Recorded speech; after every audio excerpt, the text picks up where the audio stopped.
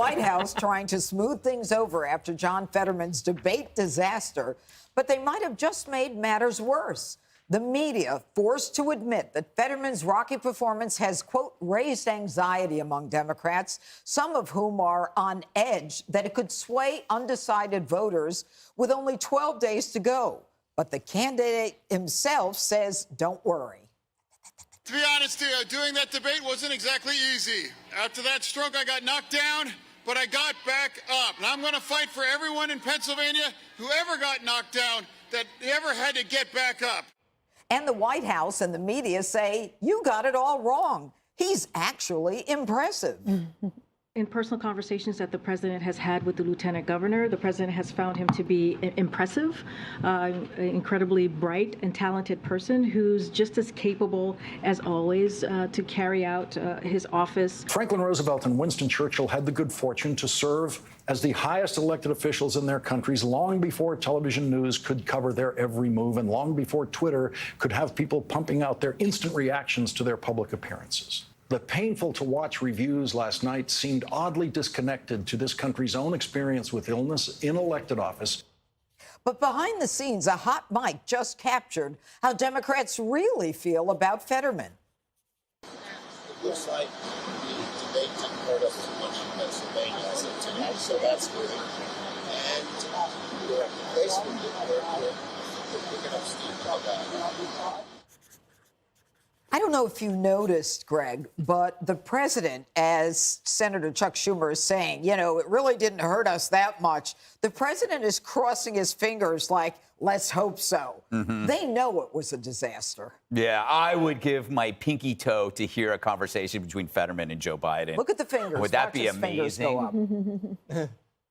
There you go. Yep. I don't know. He doesn't know where he is. But I think Joe just likes talking to him because it makes him feel smart. You know, Fetterman is now not just a Senate candidate. He is a hero. The Democrats are telling us he's a hero. I suggest they erect a statue of him in Philadelphia, and then in 10 years, when protesters remember that he's an old white guy who chased a black guy with a gun, they'll have to tear it down. So it's amazing how their stories just change over and over again. But imagine if the Republicans ran a stroke victim. How would that fly? Do you remember the heaps of ridicule Republicans got when they ran a TV host? So Dems doing this, after doing this, they can never criticize anyone ever again for being unfit for office because it's obvious he is unfit for office. And by pushing it forward, they will, of course, they'll have that argument again. But yes. No one should take it seriously. You know, Jesse, a CNN analyst, a medical analyst, actually hit Fetterman for not disclosing the severity of the stroke. I think we have that sound. You know, the campaign was opaque at the very beginning. They didn't really disclose the degree of his illness. We don't really know how sick he was. There is no sin in having a stroke. There's a lot of honor in the dogged determination that it takes to recover, and I admire that. What I don't admire is the way sort of the campaign has handled the disclosure of his illness.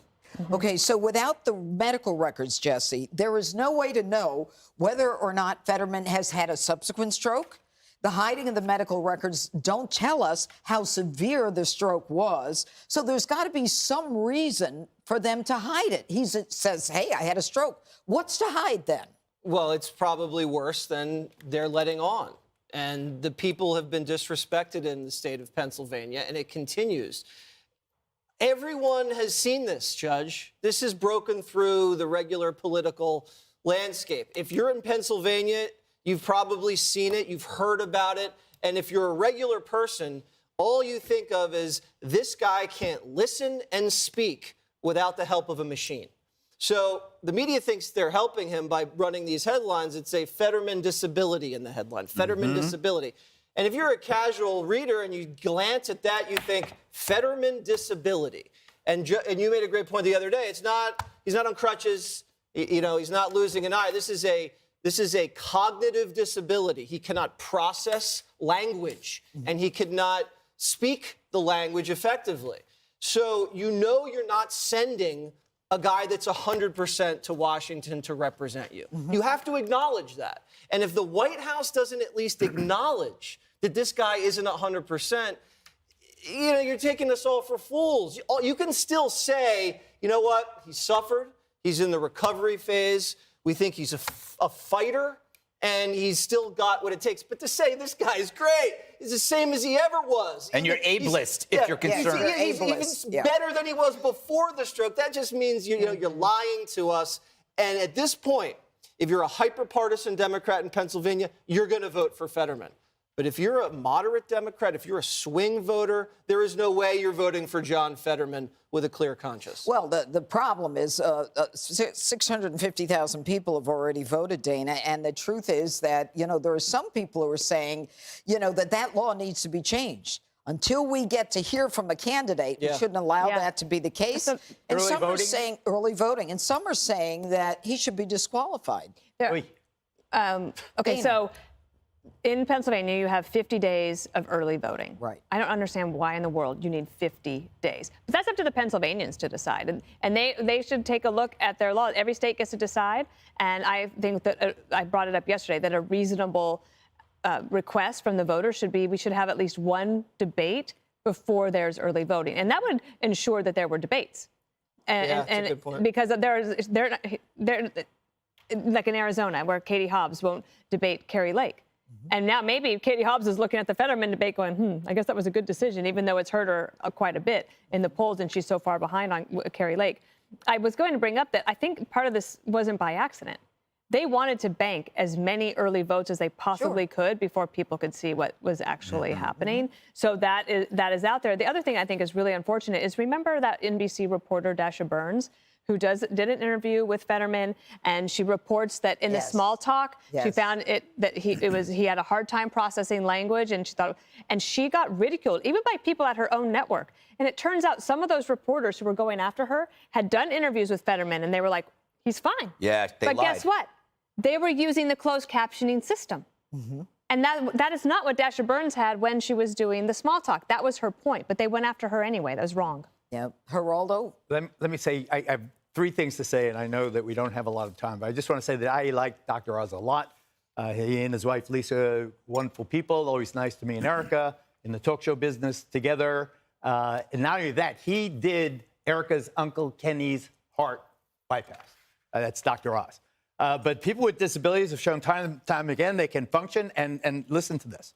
The Senate was once considered the world's greatest deliberative body. But I wonder how important are Herschel Walker's moral failings to Republicans? How important is Fetterman's cognitive impairment with Democrats? 26 times Kamala Harris has broken the tie. 51-50. It's all about party loyalty, talking about his cognitive this or that. For what? For shaking hands to the Harrisburg delegation that comes to visit his office in Washington, It's not going to be 50-50 forever. This is a 6-year job. Yep. This is a job that requires discussion and understanding. Does it really? When all the Republicans always vote for Republicans? No, they don't. No, they don't. 26 That's the problem with the Republicans. They don't always vote for 26 times Kamala Harris has broken the tie in the Senate. But the biggest accomplishment Biden goes out and talks about is the infrastructure bill, and he got 10 Republicans to vote for it. Geraldo, that doesn't work. All right. Hey, Sean Hannity here. Hey, click here to subscribe to Fox News YouTube page and catch our hottest interviews and most compelling analysis. You will not get it anywhere else.